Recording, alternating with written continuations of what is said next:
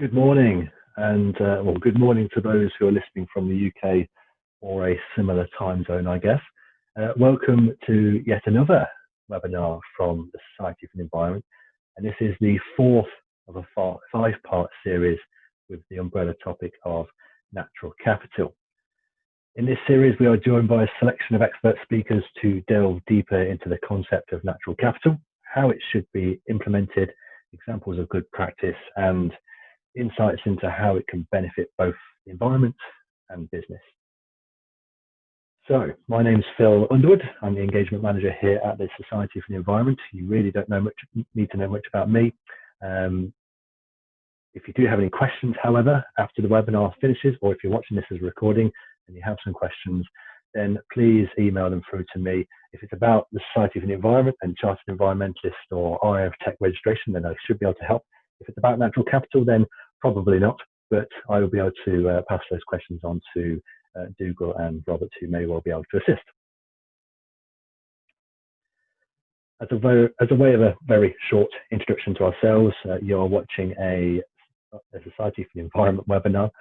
We hold the two professional registers for environmental professionals.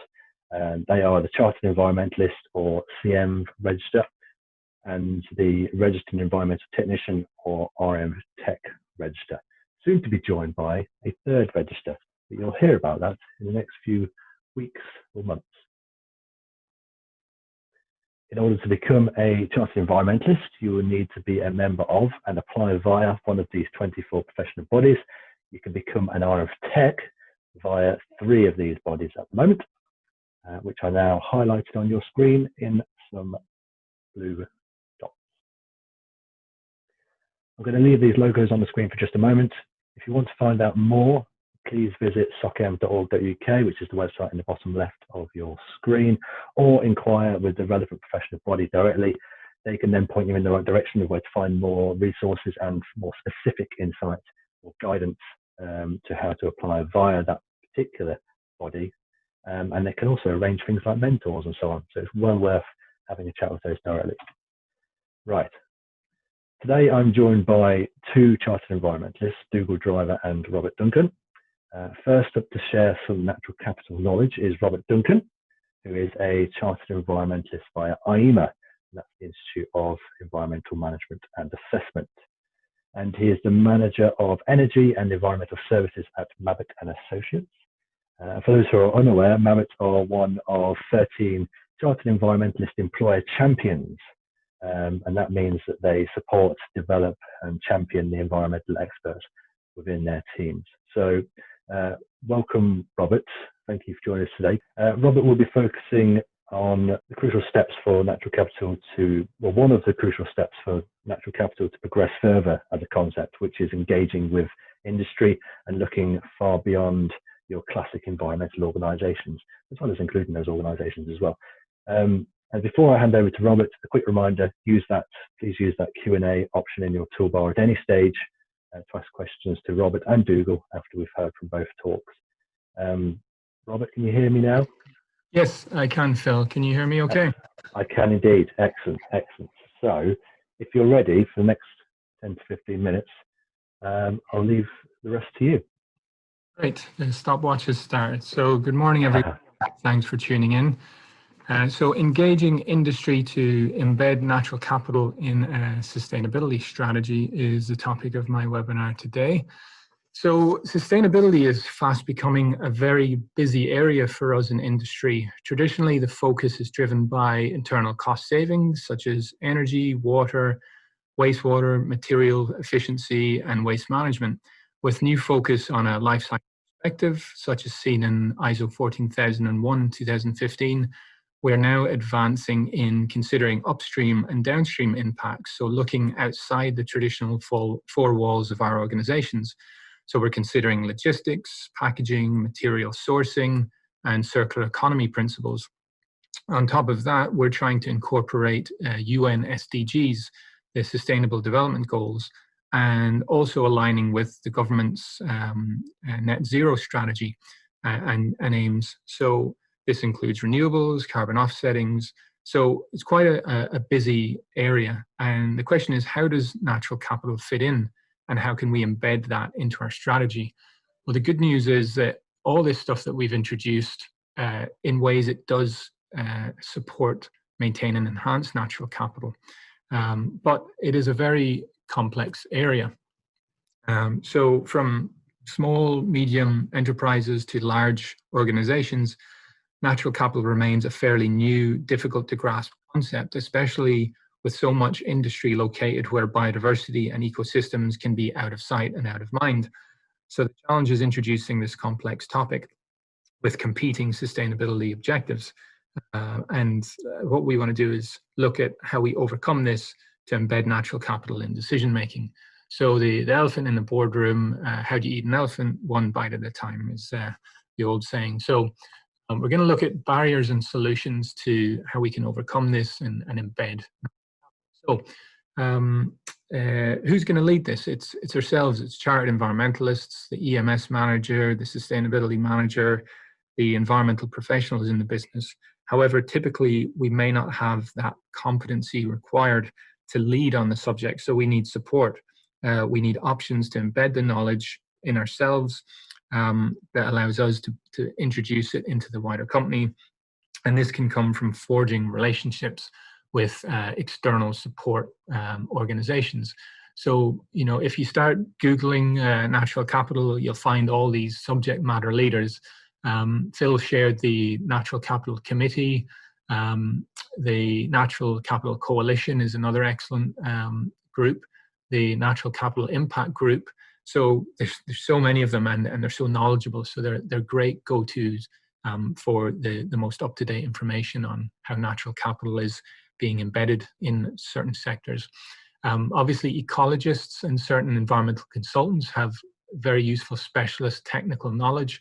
So depending on if you're looking for someone that knows about river management or the marine environment to supplement your own knowledge, that can be very useful.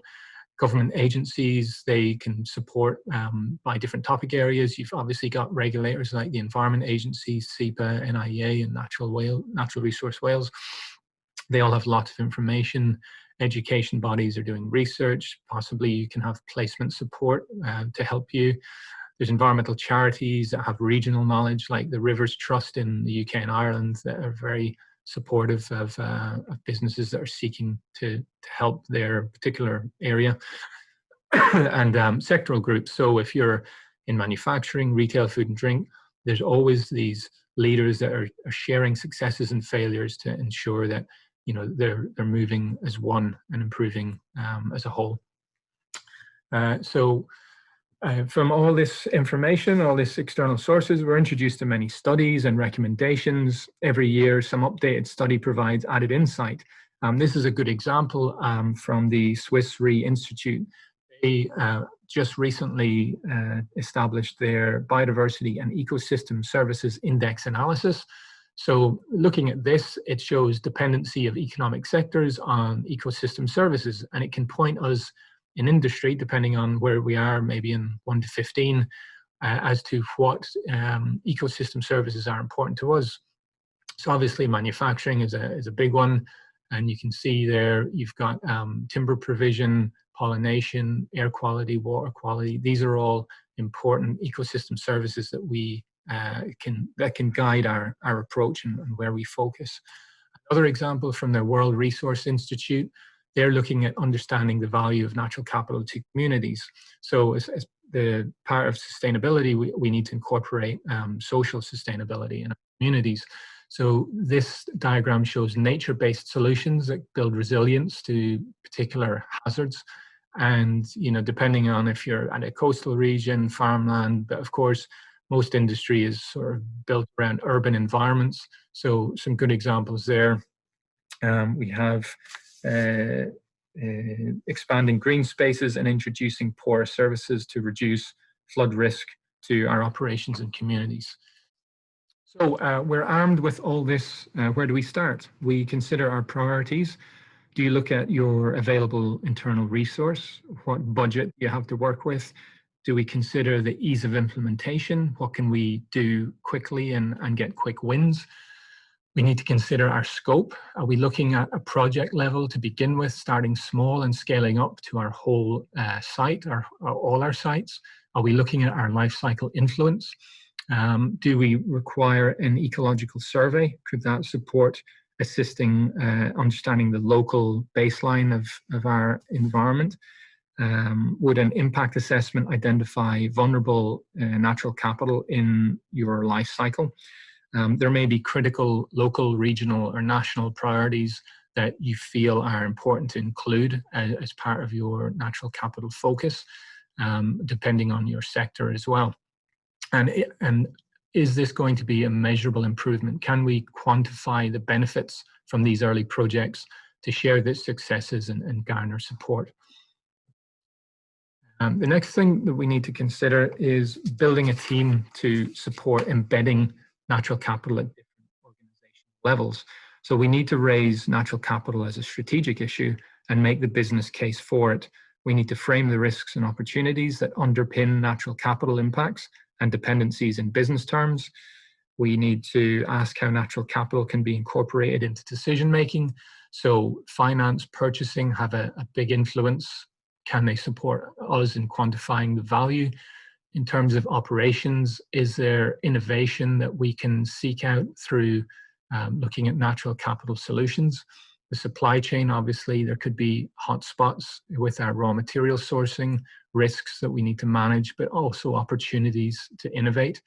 So how do we speak to these stakeholders? Do we do one-to-one for the top biggest ones? Do we have a one-to-many group workshop?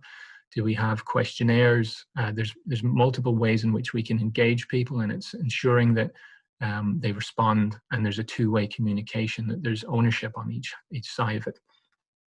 So, what tools and techniques can we utilize to embed natural capital in decision making?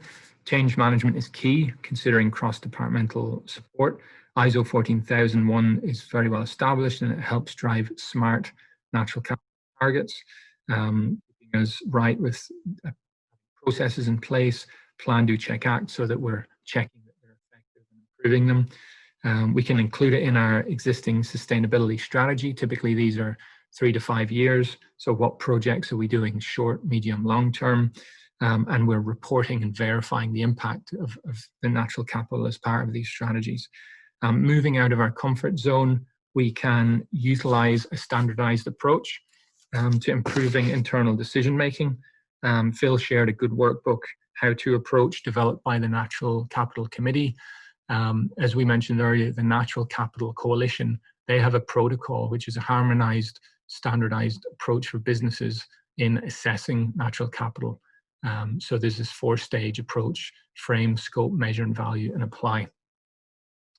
So when we get to this point of choosing what is the right tool and mechanisms for embedding natural capital, we come to an agreement on some actions forward. So some examples that I've seen in industry: preventing extraction or substituting resources from vulnerable biodiversity and ecosystems, ensuring that mined materials are used efficiently, thereby reducing the natural capital sacrifice, eliminating accumulation of man-made substances in nature, use renewable resources from well-managed restorative ecosystems, wildlife buffers, flood retention, carbon sinks, green roofs. There's loads here, and it's all dependent on your size, your location, your sector, essentially. So it has to be appropriate to your impacts. And just at the end, their net gain policies, the government's 25-year environment plan is obviously pushing net gain, so that can be a big focus moving forward. And obviously, it's important to measure and report, so we can agree some good actions and plans, but if we're not measuring their progress, setting milestone reviews, using metrics through ecological surveys, bird counts, water quality, then we don't know how effective our is. So we might want to look at our baseline projected improvements compared to our actual performance every 6 months or a year. The evidence behind that, is it physical, observable evidence? Are we documenting the change, the improvements? Are we getting testimony from those areas in which we're trying to make a difference? And is verification something that could support the robustness and the credibility of the work you're doing in terms of an independent review? So these are important considerations. So just to end with a few good examples of embedding natural capital in industry. So Board BIA, the Irish Food Board, they have developed the Origin Green program, which is a national food and drink sustainability program, bringing together over 300 food and drink businesses. As part of this, they need to have a sustainability strategy, and that should incorporate a mandatory biodiversity target for large businesses and offers an optional smaller businesses. So what we've seen is an increase in businesses looking at planting wildflowers, tree planting, looking at developing nutrient management plans to manage their impact on the environment. That's the sort of food manufacturers. And then if we look over at the agricultural food producers, we have farm habitat assessments. So they understand the opportunities within their local environment, biodiversity regeneration, studies on how increased grazing season length reduces greenhouse gases. So some really good collective efforts there and sharing successes for a sector, which is really great to see. Other examples we have here. So some of these organizations have made use of the Natural Capital Coalition's protocol. So Puma and Hugo Boss, they have been looking at quantifying where their biggest impacts lie in ecosystems, and they've looked at reducing the impact of their cotton and leather through focusing on water efficiency during cotton cultivation, phasing out certain chemicals and managing inadequate wastewater treatment, zero use of exotic hides, 100% certified sources of their key materials, cotton and leather, developing science-based targets. Another example is Southwest Water. So they look to reduce diffuse pollution and agricultural runoff impacting regional marine ecosystems. And they were looking to restore peatland ecosystems as well. And that was in a cost-benefit ratio 65:1. And it was much more attractive than actual end-of-pipe technology. So it was a win-win for them, their stakeholders, and the environment. And Jaguar Land Rover, they used the protocol's scope, measure, value, and apply stages, which gave them a heightened knowledge of their material sourcing. They found that magnesium and certain plastics had significant energy-intensive impacts for the actual small weight that's used in their vehicles, and that enabled them to focus their next steps. They're also looking at supply chain geography and material sourcing as a result of looking at this process. So there's absolutely loads of case studies out there, too much to fill, unfortunately, and my time's run out. So what I would say is Phil shared the Natural Capital Committee's how-to approach, and there's a host of wealth of information of other sources and that I would point you to. So thanks very much for your attention, and I'll pass you over to Dougal. Thank you very much, Robert. That was a really good insight into, well, as you mentioned, probably a whistle-stop tour into various parts of natural capital. Some good pointers to find out more information and to find examples and that kind of thing. And I'm sure if those people some of those who are interested in embedding natural capital a little bit more, this isn't sponsored by Mabbott or anything, but I'm sure Robert and Mabbott would happily assist you with that if you're looking to go a bit more in depth with it. Anyway, so for those who are watching live, if you do have questions for Robert, please go through and send a question or two using the Q&A function in your toolbar, and same goes for Dougal after his talk as well. So, talking of Dougal, our second speaker today is Dougal Driver, a chartered environmentalist via the ICF, which is the Institute of Chartered Foresters. Dougal is the Chief Executive of Gronin-Britain and Vice Chair of the Society for the Environment, so that is why I am on my best behaviour today. Dougal is also a member of RICS, a fellow of RICS, yes, in his title just there. So a huge welcome to Dougal. Dougal is going to be exploring one of the, or potentially a key contributor or asset to natural capital, which is Woodlands. So Dougal, if you're ready, I'm going to hand over to you. Thank you very much. Can you hear me okay, Phil? I can indeed, yes. Okay, well, welcome everybody. That's a little bit about me and how to get hold of me. There's a slide later on with ways you can get in touch, because I would very much like to continue this conversation with those that are interested in this particular area. Forgive my little bit of clickbait there around the title. Is Woodland Creation Natural Capital on Steroids? I'm very passionate about what I do, and therefore I am putting it out there that actually there is a solution in trees, woods and forests and associated natural capital that perhaps ticks a lot of boxes all in one rather beautiful package. That's my view, and you're welcome to challenge that and to obviously work with us should you agree. So let's just have a little look about capital as defined by the Natural Capital Committee and others. So there are 5 types that in my lifetime, natural capital certainly wasn't talked about for a lot of it, but manufactured capital, financial, human, social, and natural capital. And there's a description of one description, probably one of the more accepted descriptions of what natural capital is, and you can read that for yourself. But it the point in that second paragraph that it underpins the perhaps more traditional types of capital that were listed above is something that's I think very true. And I think that therefore when you hear economists or even politicians and others say, well, we'll get to the environment, we'll get to nature and natural capital once we've sorted out the economy and we've sorted out business or jobs or something, I feel, and I believe, and I hope I know that that's a mistake, that actually you can't have one without the other, and you really should value the natural capital first, and the other things may well follow. So let's just have a look at what the Natural Capital Committee says about goods and services, and I will then be relating those in turn to selling the case, if you like, for trees, woods and forests, and framing that within the push at the moment for a lot of new woodland.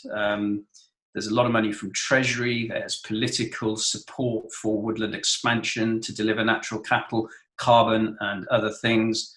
And so I will just explore that case as to whether it's true or how deep it is, and whether it is indeed natural capital and steroids to use trees, woods and forests. So let's take 4 here first, clean water.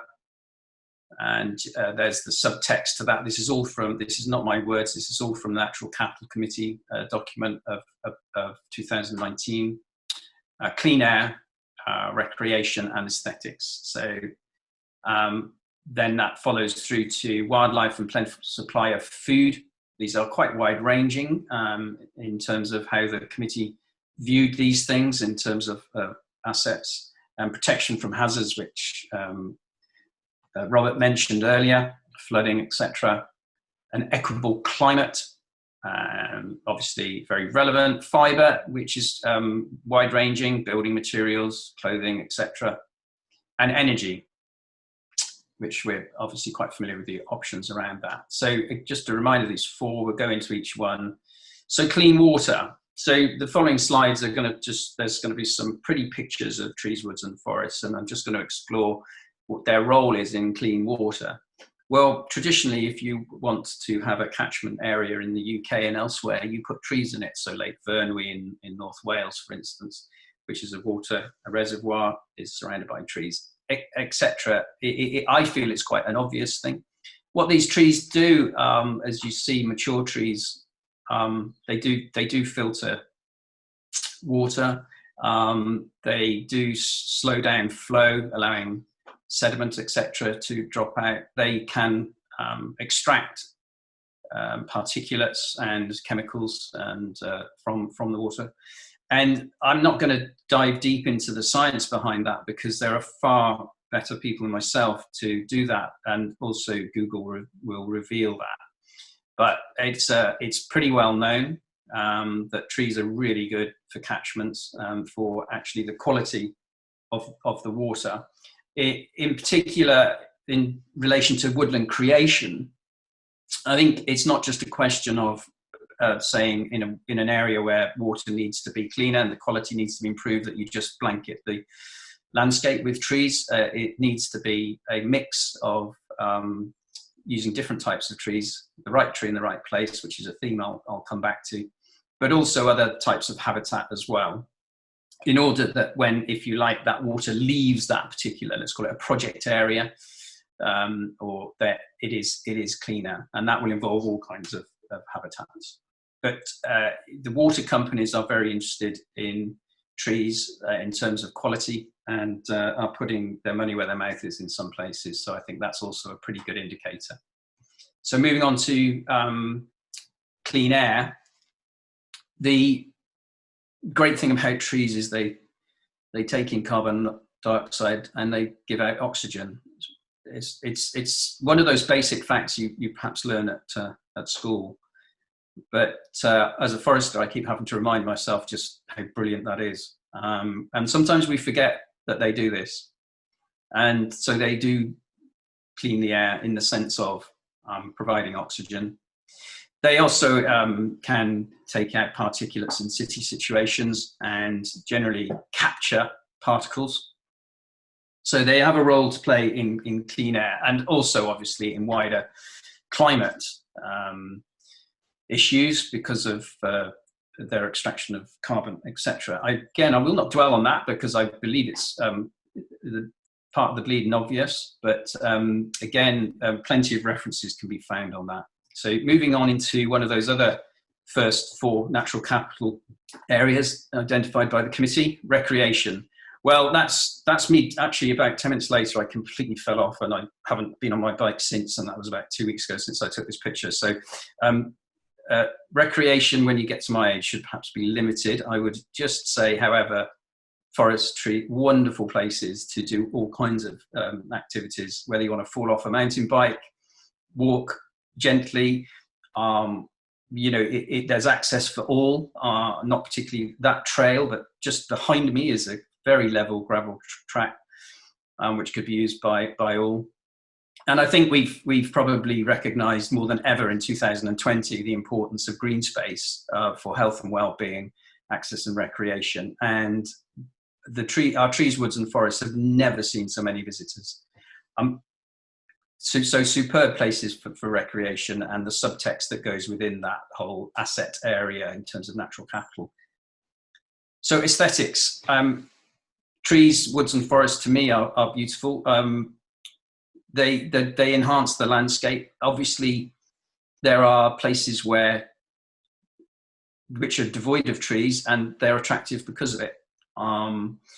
You wouldn't really particularly want a conifer forest to be planted on top of the South Downs, but then you take an equally hilly area like the Chilterns, and the woods are fantastic. So again, I'd take on anyone who would argue that trees, woods and forests cannot be beautiful. They, of course, can be done wrong, and in the past we've made mistakes, but in modern times, for a generation, it's very hard to actually create new woods that don't go through some kind of not only environmental impact assessment, but if they're of any significant size, landscape investigation as well, before approvals are given by the authorities. So I think woodland creation in terms of improving the landscape is definitely on steroids in my view.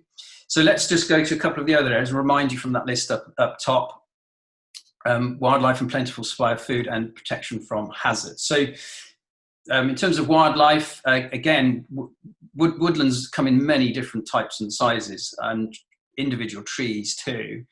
They support a huge range of biomass, and biodiversity is even quite rich in relatively simple monocultures in terms of forests. Simply, you do have a lot of biomass. If you've got a spruce forest, for instance, it can be sort of 40 meters tall and full of spiders and goldcrests and firecrests. It may not seem that way if you walk through a dark forest, but there's a lot going on. And when you get into mixed woodlands, and particularly woodlands that are managed, where light hits the forest floor, then they're bursting with life. And the reference to food is, in terms of woodland, might seem a stretch, but it's actually true that science has told us that woodlands provide part of the life cycle for a lot of pollinating insects. And those pollinating insects, are so obviously vitally important to pollinate the crops for our food.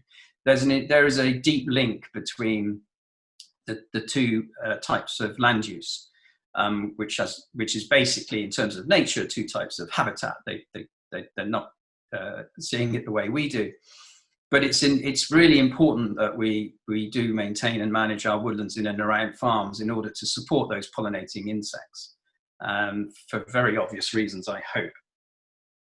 And I think that's one of them. I think some of the things I've talked about so far are probably quite obvious. Perhaps the connection to food is not so obvious, and that's something that we need to improve our communication around, I believe. So protection from hazards. Well, the slides that Robert shared earlier, there were several which talked about the use of trees, woods and forests to prevent flooding. This is both these pictures are from North Oxfordshire. And this is a floodplain that regularly floods. And in this particular area on the right-hand side behind that gate, it's fine in the sense that it's contained and it doesn't flood the villages. But actually, just around the corner, not very far away, on the left-hand side, this is a new habitat change which involves some ponds and open ground, but in particular a lot of tree planting. And that is above some villages in a catchment which floods every year. And already, even though this is a picture taken earlier in the year, and even though those trees have only just been planted, this habitat change has only happened within the last sort of 18 months, it's dropped the levels enough to prevent a breach. Now, in extreme conditions, that might still happen, but the view is that as these trees grow and as these associated habitats start to take form, that those villages will not flood anymore. You can't calculate how much that is worth, but I would say that it's a relatively immature process of linking the infrastructure to create natural capital in this way, paying for the service, and preventing that flooding and linking that to, say, insurance costs or societal costs downstream. There's a way to go on that, and I'll perhaps touch on that later with work that we're doing. You do have to work with a number of agencies and do a lot of persuasion, which seems rather odd given that it's a bit of a no-brainer to prevent millions of pounds worth of damage by spending hundreds of thousands of pounds upstream. So let's go on to a couple more. These are, by the way, these are all of the areas listed by the natural capital. You haven't cut any out that might not suit trees, woods, and forests. So equitable climate and urban cooling. The treescapes in London are quite amazing. There's this case in other cities as well, don't get me wrong. I happen to go in out of London quite a lot, and I use the shade when I visit, because I'm a bit of a country boy, so I welcome the shade of trees. But so do the good citizens of London and many other cities. There are a few cities around the country that have rather taken on their trees as if they were the enemy. I think everybody is probably coming around to realising that's a huge mistake. And there's lots of global evidence around the value of trees in the urban environment in terms of cooling, but also many other aspects of climate, health and well-being, biophilic value, and et cetera, et cetera. And the Mayor of London and other mayors have got programs to increase and expand their tree cover in order to support the economic businesses and society and people. It underpins that. So a strong case there for climate and other aspects of climate. Fibre, if you remember, there was a number of materials listed under the heading of fibre. And we're in this country, we happen to be a net importer of timber, one of the biggest, in fact, second only to China, which is quite a shocking statistic. And one of the things I try and do in my life in influencing others is to get more woods into management, to expand the productive capacity of our trees, woods and forests. Because if we don't bring more fibre to market to build things with, or make furniture, or all kinds of uses for that fibre, we in fact delegate our responsibility abroad. We delegate that to other parts of the world, and we sort of say, well, you achieve your SDG goals, you achieve your natural capital value, because we're fine, because we're going to import timber and not use quite so much concrete, steel or cement. And that's what we tend to do, because about 40% of our woods in this country are severely undermanaged. That's a government statistic, not mine. And as I said earlier, we import so much. So that's a campaign in a sense for me around this, as well as a fantastic natural capital asset. Energy, coming to the end of the list, just a couple of options how fuel wood forest products can fuel our lives in terms of energy. That's me on the right-hand side without any grey hair, if anyone who knows me. That is only 2014, so that doesn't seem that long ago, so I'm not sure what's happened between now and then. So wood fuel in many forms, pelletized, logs, chip, biomass, that goes into big boilers. That obviously there's a provision for energy there as short rotation coppets, perhaps a short rotation crop, which has been less popular in this country than elsewhere, might come back into its own. We have a new English tree strategy emerging from government, which might promote it some more. There, obviously, in terms of carbon, it's not quite so fantastic as, say, timber, where timber embodies that carbon into buildings, say, that may last for hundreds and hundreds of years. I mean, you think about oak beams in an old pub and how that carbon has not shifted. It's still there from the moment it was laid down by that growing tree. Obviously, when you burn fibre, you release that carbon back into the atmosphere, but arguably it's close to carbon neutral, and certainly it's not a fossil fuel causing all of the other damaging elements that fossil fuel does. But there are challenges as I start to, so I've been through those assets and services, and I believe that's a very strong case that trees, woods and forests and woodland creation is very much natural capital on speed, because in short order, I've given you evidence of every single area that can be covered. So it really is a smorgasbord of tackling these issues. But there are challenges. Some I've alluded to. I've mentioned the neglected woodlands. The picture on the left with overgrown coppice is very typical of what you might see in English woodlands. You might see that walking the dog or just out and about and think, that's great, that's a lovely woodland. It's absolute rubbish, to be honest. It's not delivering many services because it's just not being managed. That coppice needs to be cut down, which should have been cut down about 5 or 6 years ago, and it looks like it's not ever going to be done. The trees thinned, light to the floor, perhaps some natural regeneration encouraged. The control of squirrels and deer is vital, because they basically destroy the natural capital once it's grown, and they will just knock it back. So the management's absolutely key. And just a few stats to sort of back up. We have a very low woodland cover compared to Europe. Grey squirrels, believe it or not, I hosted a National Forestry Conference yesterday with the chairman of the Forestry Commission, the chief scientific officer from DEFRA, the president of the CLA, and several other eminent people, and squirrels was a constant theme throughout the day. It really is a damaging element. We have that under management, and we need to look at incentives from government to meet their policy objectives. We import a lot. So coming towards the end now, just to pick up on some things, I really like Robert's slide about metrics. There was something that said metrics, evidence, verification. And in order for this natural capital to be realised, this year we've been developing in Gronin-Britain a verification system for new woodlands to ensure that not only the carbon and the timber, if you like, the more obvious things you get from woodland planting, but all of those other natural capital benefits can be measured. So we're developing a unique set of metrics, which we're ready to apply now on pilot sites. And we are working with members of some of your sectors and some of your organizations, a few, and we want more. So do get in touch if you're interested and have offsetting budgets, for instance, or you want to deliver natural capital to meet your targets and objectives. We are running a scheme now. We are doing pilot planting this year.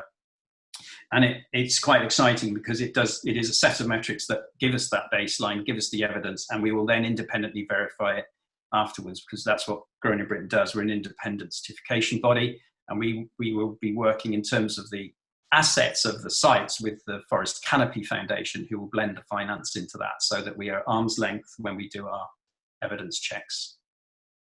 That's me. That's how you can get hold of me. This week is Gronin-Britain Week. It's every second week in October, and it's a celebration of Great British Wood and the woodlands, the places, the amazing assets they have, and the products that they produce. So that's running all week. Do enjoy the rest of the week and get involved through social media. Brilliant. Well, thank you very much, Dougal, and thank you again to Robert as well. For those listening, do take up Dougal's offer of the continued conversation about woodlands, trees, natural capital, all of the above. For those watching, stick around. Now it's time to ask some questions. And for those who haven't already done so, I've seen some questions coming in.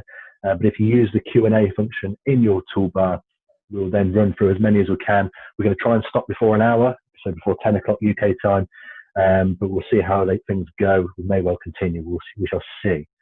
So to start things off, we had a few questions in via the registration when you registered for the webinar. So we're just going to start off with one of those questions. First one is, in fact, shall we share our webcams, Dougal and Robert, just to a bit more of an interaction there. Oh, blimey, it's right in my, there we go. Fantastic. Right, so I'll start off with the first question, which is aimed at Dougal, if that's okay. Are there any grants for trees and hedge planting at the moment? I think you mentioned funding. Yes, the Forestry Commission is the best place to start. If you're struggling, then with all of these questions, do come through to myself, dougal@groninbritain.org, or inquiries@groninbritain.org, or go to our website. But we don't provide advice on grants, but that's the role of the Forestry Commission. There are grants that cover the cost of creating trees. It's slightly more fuzzy around hedges, and of course, on the whole, they're only available to the landowner that applies. So, but do get in touch if there's some subtleties around that you need an answer on. Okay. And I'm going to put this one to Dougal as well to begin with. How can we create income streams for landowners that accurately reflect the values of different ecosystem services from woods?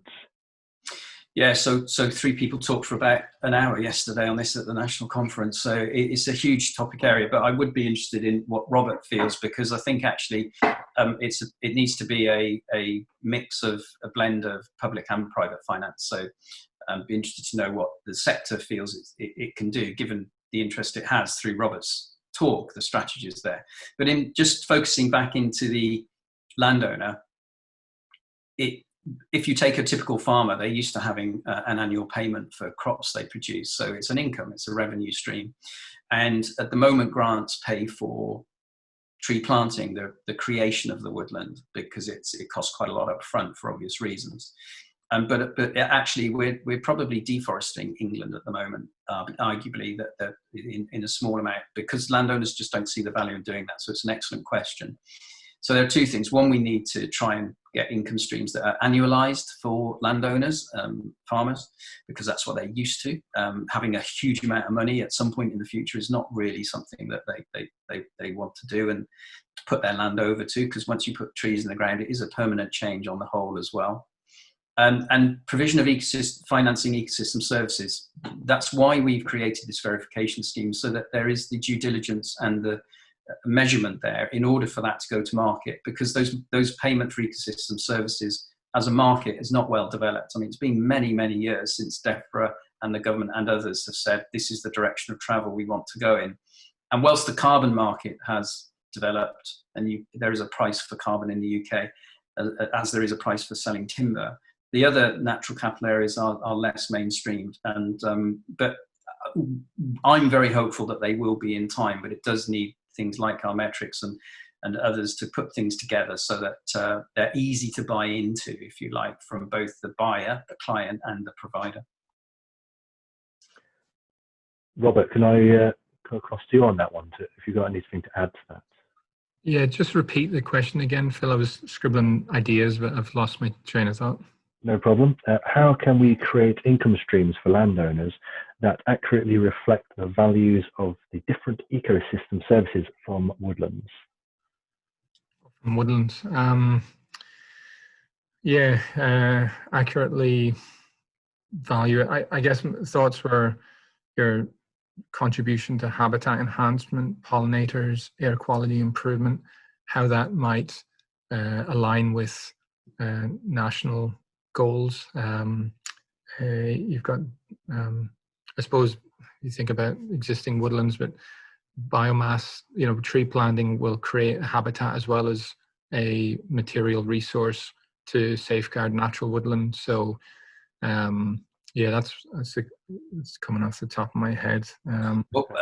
One thing I'll push back into the sector, into your sector, if you like, is that you brilliantly went through how to measure and identify value in natural capital from your operations, if you like, or from those you're influencing.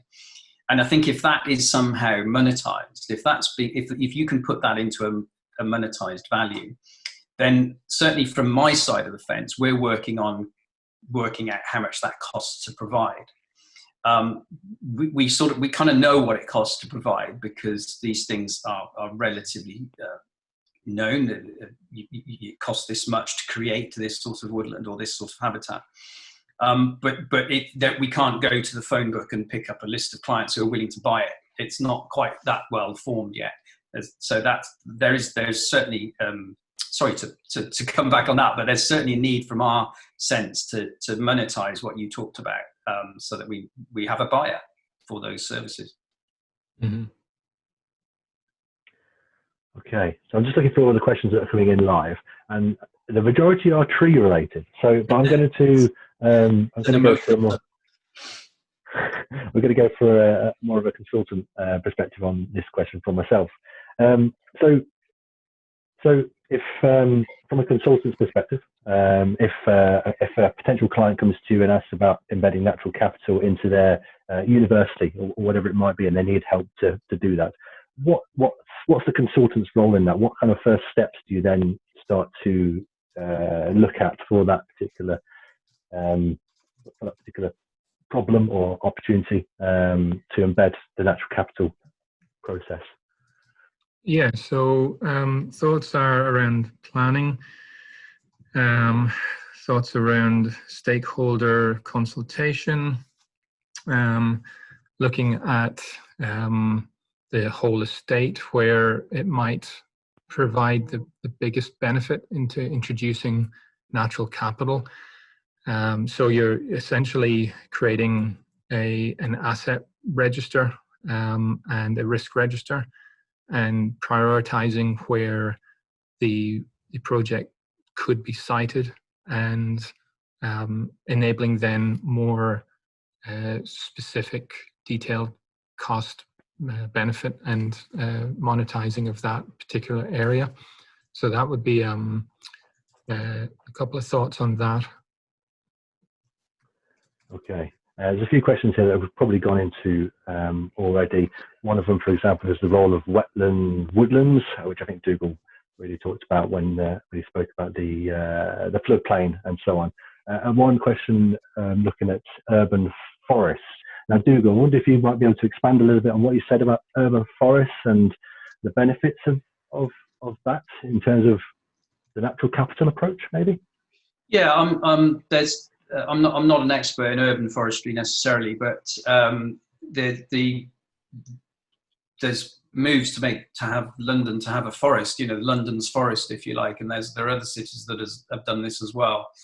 But slowing runoff, cleaning the air, providing shade, cooling down. But I mean, there's also one thing I would point to is the aesthetics one that the Natural Capital Committee identified. There's very good evidence that if you can see a tree outside of your window, you feel better. Now, I'm paraphrasing lots of scientific work on that, but there's good medical evidence from hospitals around the world that put trees so that people can see trees and wooded landscapes as well. So if you take the wider view of what natural capital is, then trees and woods in the urban environment tick a lot of boxes. Whilst they may not tick, fantastic biodiversity boxes, they may not be about timber necessarily, although, there are things that can be done there. They start to tick some of these other boxes hugely. Okay, so we've got one person here who has mentioned the benefits of, or the need to manage trees, not just plant them. Dougal, I wonder what your thoughts are on the current state of that. Obviously, one of your slides in particular mentioned the lack of management. But what are there?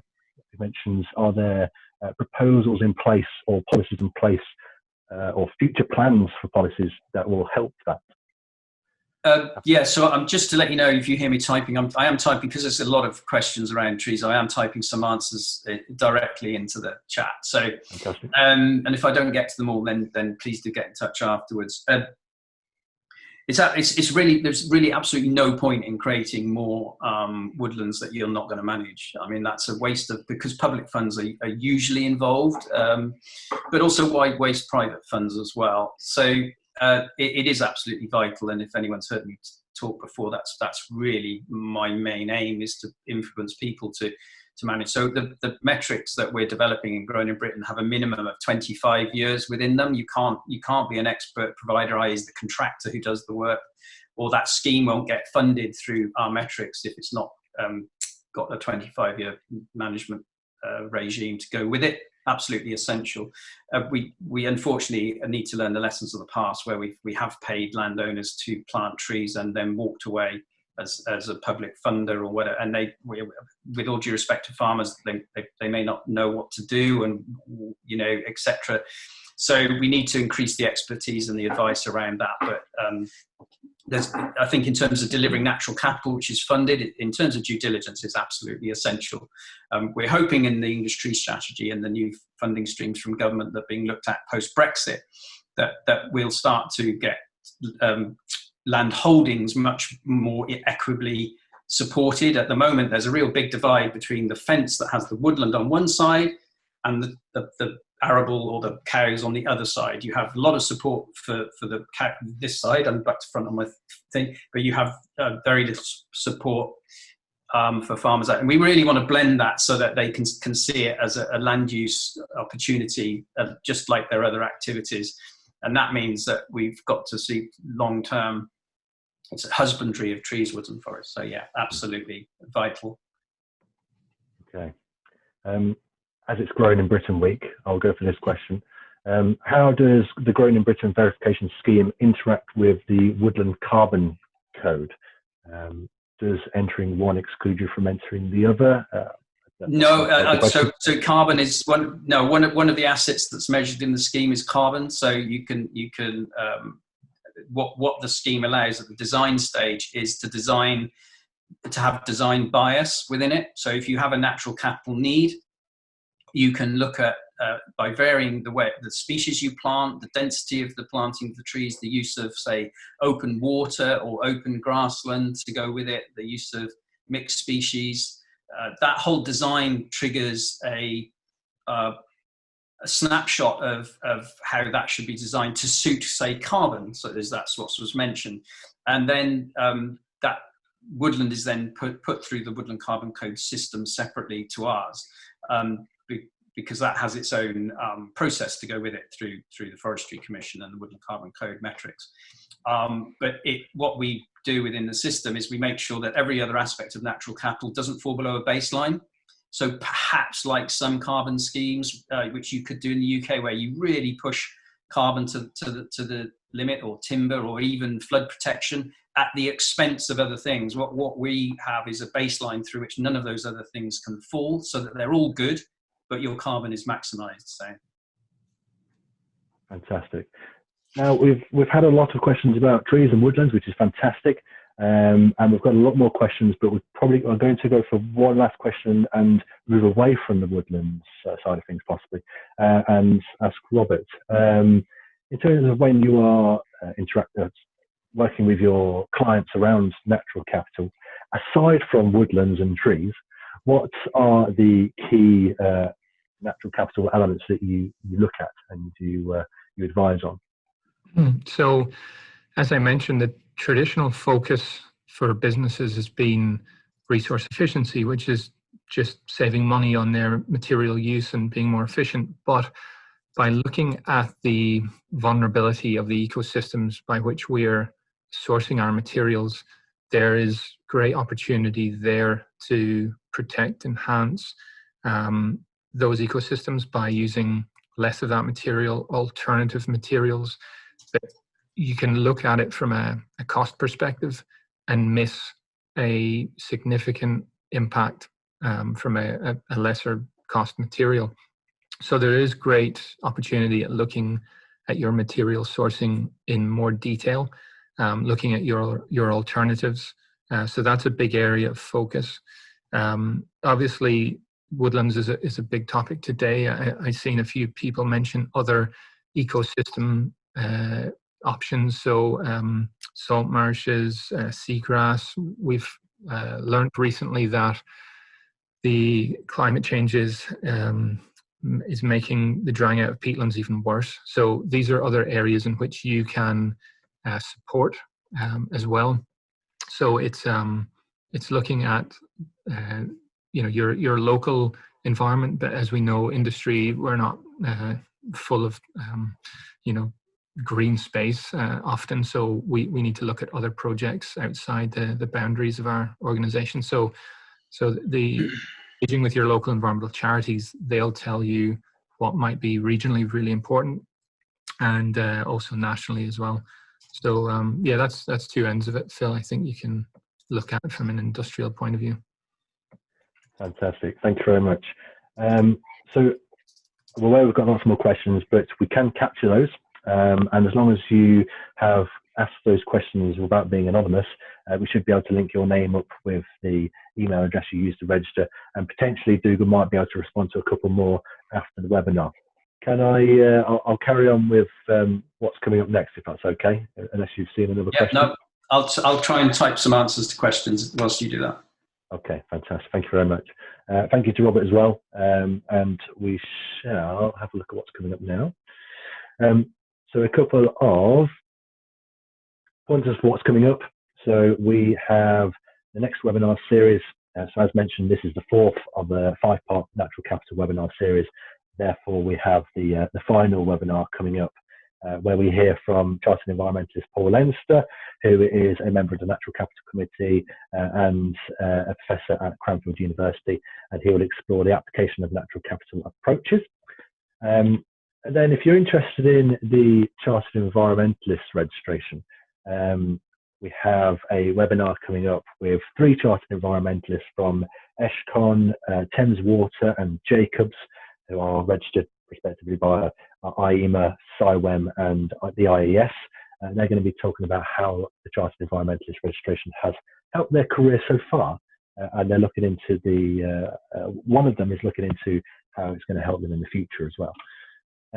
We also have another webinar coming up, which is more of a look into how to become a Chartered Environmentalist, which is where we hear from Tina and Marilena, representing the CIWM and the IES, and they're looking into the skills required to successfully apply to become a Chartered Environmentalist. If you wanted to register for either of those events or the last of the series for the Natural Capital series, then head to socm.org.uk/events and you should be able to find it. All of those are free registrations. If you are interested to hear more about CM Envirotech registers, we have plenty of material on our YouTube channel via recorded webinars and so on. You'll find all these recordings on our YouTube channel and the Society for the Environment website. And that will be joined by the recording of this webinar very shortly as well, probably next week. Okay, so the last little thing here is the Chartered Environmentalist community has recently been telling the world about their vital work and why they do it. So if you're aspiring to become a CM or an environmental professional more widely, this is the place to find some really good insights and inspiration from across all sorts of different sectors, disciplines and continents. So really good insights from lots of different environmental professionals. If you're interested in finding out more, just search for the hashtag IamCM on Twitter, LinkedIn and YouTube. You'll be able to find some inspiring video clips, interviews, webinars, lots of wise words of advice and lots more. So that's about it from us today. Thank you very much for listening and taking part. If you are watching the recording on YouTube, then please subscribe to our YouTube channel and click the big bell icon to gain notifications of new videos. That would be fantastic. It all helps spread the word and helps the algorithm. Many thanks again to Robert and Dougal for your excellent content today. And we shall see you in the next Natural Capital webinar, which is next week with Paul. Thank you very much for watching. Stay safe. Over and out from me.